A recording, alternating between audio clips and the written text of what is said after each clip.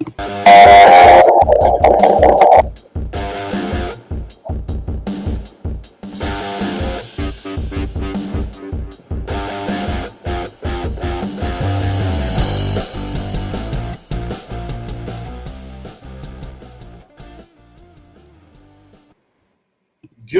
morning, hockey fans. This is Steven Heisler with HeisHockey.com, the Victorious Hockey Company, and the Junior Hockey Discussion Group on Facebook. You are watching the Junior Hockey Morning Show. We are on the World Sports Broadcasting Network, WSBN.TV. You can watch also on YouTube, Facebook, X. Hope that you enjoyed your last couple of days of hockey. Getting into the crazy part of the year. I want to do a quick programming note. If you're watching this show on the Junior Hockey Discussion Group, you're going to have to start migrating to my personal page on Facebook. Just follow me or friend request me directly, Steven Heisler. There is an issue with private groups all of a sudden. Our group has been attacked somewhat by some other entities. So Facebook has decided that on April 23rd, we will no longer be able to broadcast through Boxcast directly to our private group. But you can still watch the show live in the mornings on my personal Facebook page, or you can watch it on X, YouTube, where else? That's it. So that'll start on April 23rd. So today's article on HeisHockey.com was free. The 8 cockroaches of junior hockey. And we'll talk about that this morning. I may get in a little bit of trouble. It's April. I do that on occasion. So we'll see how this goes. And here's why I'm doing this. There's new people, new players involved every year that come up, you age into junior hockey, maybe they're coming out of 16U, whatever else, and they really don't understand or know who the bad guys are. And these 8 entities that I'm going to talk about this morning are groups or entities that you should probably avoid. A lot of times these guys stay in the game because they're able to. That there's a new crop of players rotating through every year, and guys leave, guys come in, and families just don't know who the bad actors are. Please understand, this is entirely based on my opinion, and that's important. So don't sue me for having an opinion. This is my personal thought about each of these entities going forward. So let's start with that. There is seldom just one cockroach in the kitchen. Warren Buffett said that a couple years ago, and it really fits today's topic. Junior hockey needs an exterminator. You know what? When you got bugs, you call an exterminator. They come in, the professionals, they clean the garbage out, they set traps, and before you know it, the roaches are gone. The ants are gone. The termites are gone. That's what we need in the game. The bad guys right now move from situation to situation, team to team, league to league, avoiding consequences everywhere they go. And that's the problem between sanctioned and non-sanctioned hockey, going from junior to pro to youth. These guys kind of slip through the cracks, and we're seeing a lot of that right now. So when is our game going to do more than just sweep the problem out the door, hoping they don't come back? Safe Sport is there for USA Hockey. Canada has their version. The non-sanctioned groups have their version. But what's happening is a lot of these bad guys, questionable entities, are just going from one to the other and really circumventing any sort of consequences. Really, Safe Sport to date has been little more than a pacifier for the complainer. You complain, you file a report, minimal's happening. And in reality, State Sports shouldn't even be in the investigation or punishment business at all. It's a federal mandate. It should be federally protected and federally investigated. But that's not happening right now. So today we're going to list 8 entities to avoid this offseason. First, the Minnesota Wilderness, North American Hockey League. How is Dave Boyd still involved? You know, the guy that was the head coach of the team and general manager of the team when young Brendan Phelps, the assistant coach, was making his way into bedrooms and into car parking lots of boys.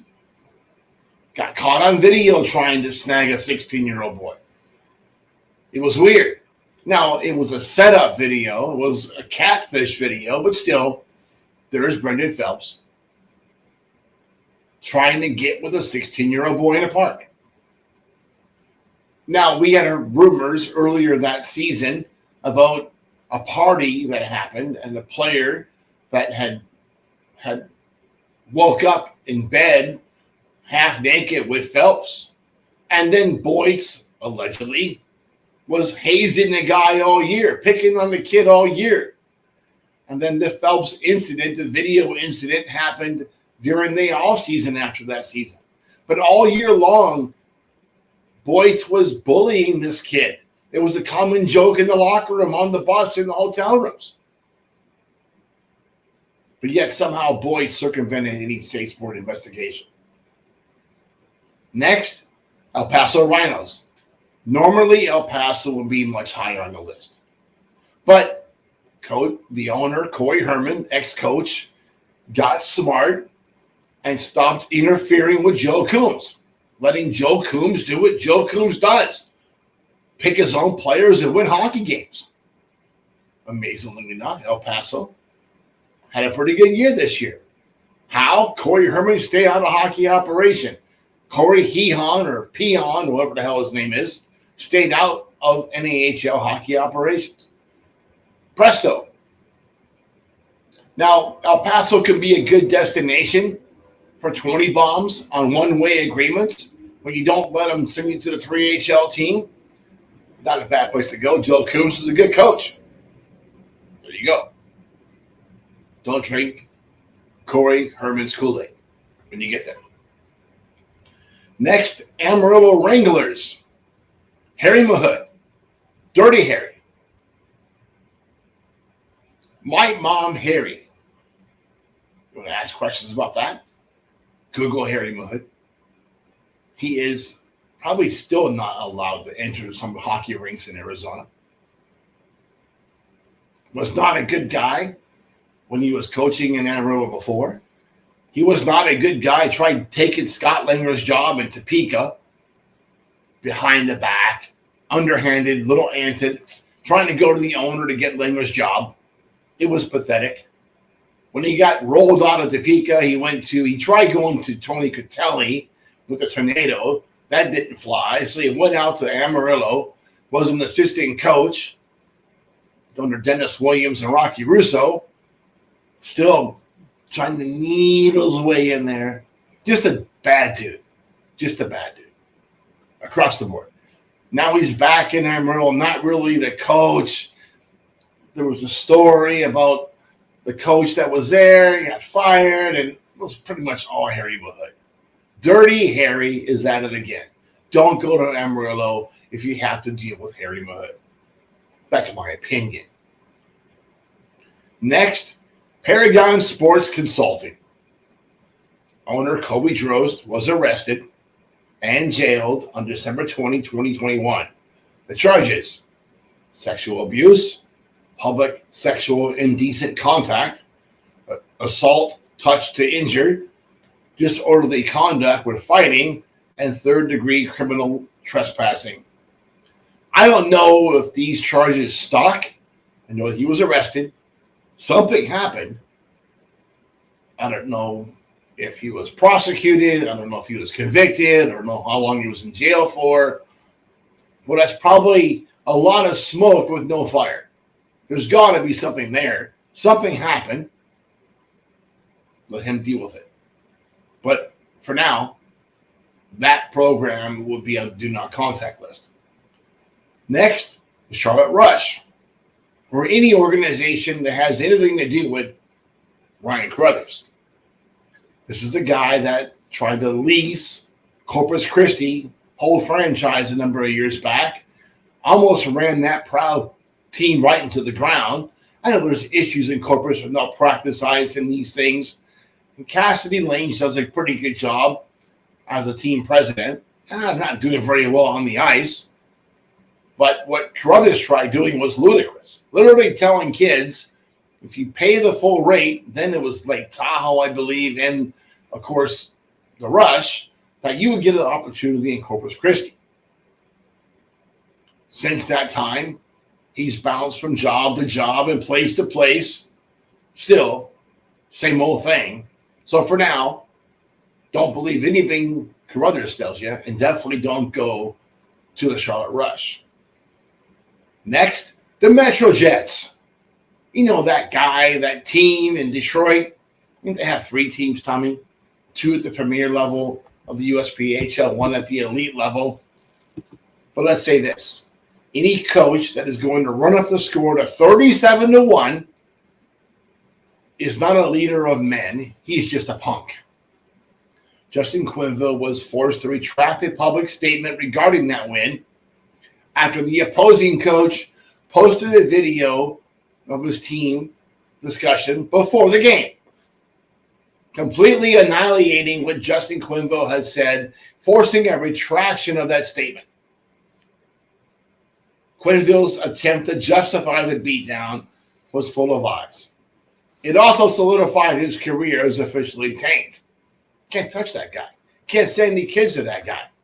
I know people in Detroit will still go play because they like to win because they're in Detroit. That's a no-go. Don't go there. Don't let your kid be subject to that level of character or lack of character. Speaking of lack of character, next on the list, the Helena Bighorns. The defending North American 3 Hockey League champions, asterisk, should be avoided by any and all self-respecting hockey families. Why? Don't take my word for it. Go pick any 10 home games from the past season, and you watch those 10 home games. I don't care who they're against, any 10 games, and you tell yourself as a parent that that's the environment, that's the character, that's the level of influence you want over your kid. If that's the kind of hockey that you want your son to be a part of, don't call me. I'm not your guy. Actually, get yourself out of my group. Block me from discussing again, because if you want your kid to play in that environment, I'm not your guy. That's gross. That's not a way to produce a young hockey player. That's not the way to prepare your son for his future as an adult. Period. Last but not least, the most important group to avoid this year, every year, top hockey prospects. I'm going to read this one word for word. Anthony Tony Da Silva is the owner of Top Hockey Prospect. You can't find his name on the webpage. You can't find any of his staff on the webpage. I don't know if you can find a phone number. Maybe you can get a phone number. But this is a company that is basically put on earth to attract young boys. In 2012, about 12 years ago, Da Silva was charged with 75 counts, including using a computer to seduce a child, transmitting harmful material to a child, and inducing a child to engage a sexual performance. He spent 244 days in Polk County Jail. He's now doing some other crap.